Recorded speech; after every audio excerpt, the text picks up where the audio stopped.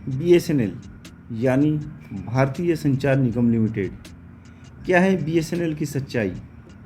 आखिर बीएसएनएल ने कैसे जन्म लिया और इसे बीच मझधार में क्यों छोड़ दिया गया? क्या गवर्नमेंट ने केवल जन्म देकर छोड़ दिया या इसके लिए कुछ किया भी?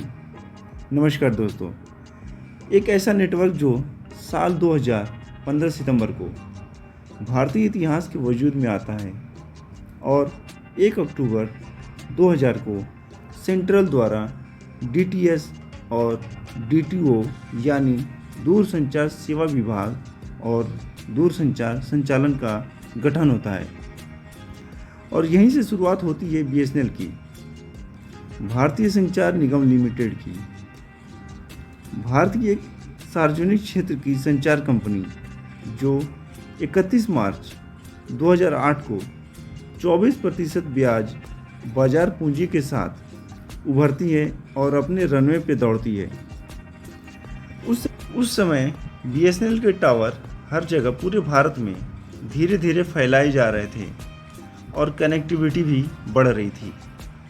भारत के पूर्व प्रधानमंत्री अटल बिहारी वाजपेयी जी ने 19 अक्टूबर 2002 को लखनऊ से बीएसएनएल मोबाइल सर्विस की शुरुआत की। लॉन्च होने के मात्र 1-2 साल में ही ये भारत का नंबर 1 मोबाइल सर्विस बन चुका था। जब निजी ऑपरेटरों ने बीएसएनएल के लॉन्च होने के महीनों पहले मोबाइल सर्विसेज शुरू कर दी थी, लेकिन बीएसएनएल की सेल 1 ब्रांड की डिमांड काफ़ी बढ़ चुकी थी। बीएसएनएल की पॉपुलर हो चुका और मार्केट में छा गया था। बीएसएनएल उस दौर में आई थी जब लोगों के पास नहीं बल्कि गांव और मोहल्लों में एक फ़ोन हुआ करता था। 1 मिनट की कॉल घड़ी देखकर की जाती थी।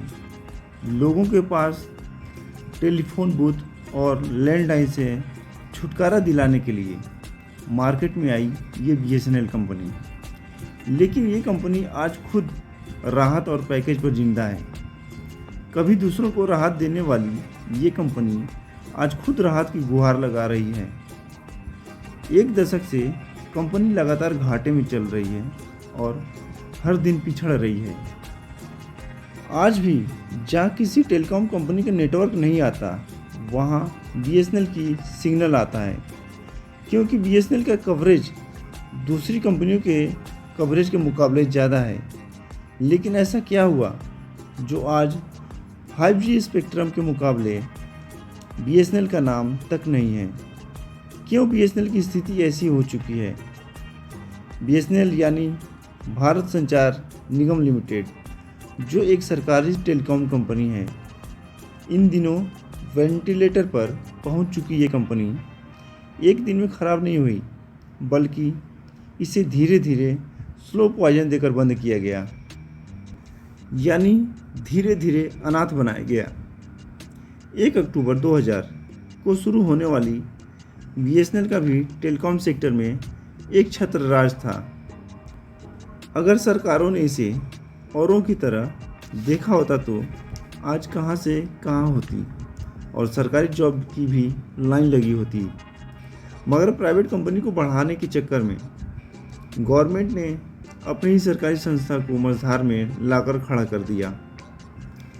बीएसएनएल ने धीरे धीरे काफ़ी खुद को संभाला और जिंदा रही। बीएसएनएल की तरफ से 4G नेटवर्क का जाल बिछाया जा रहा है, जो 5G रेडी के साथ आने वाला है। बीएसएनएल की तरफ से देश के कई हिस्सों में इसको लेकर काम किया जा रहा है। ये कंपनी की तरफ से किया जा रहा पहला टेस्ट है। बीएसएनएल की तरफ से 4G टेस्टिंग शुरू कर दी गई है। इसके लिए कंपनी की तरफ से टाटा से हाथ मिलाया गया है। भारत संचार निगम लिमिटेड ने 4G नेटवर्क की टेस्टिंग स्टार्ट कर दी है। खास बात यह है कि कंपनी ने इसके लिए टाटा से हाथ मिलाकर खुद को एक अच्छा नेटवर्क साबित करने का फैसला लिया है। बीएसएनएल की तरफ से टाटा कंसल्टेंसी सर्विसेज TCS और टेलीकॉम रिसर्च ऑर्गेनाइजेशन C. के साथ कोलैबोरेशन किया है, यानी अब इन कंपनियों की तरफ से super fast network speed provide करवाई जाएगी।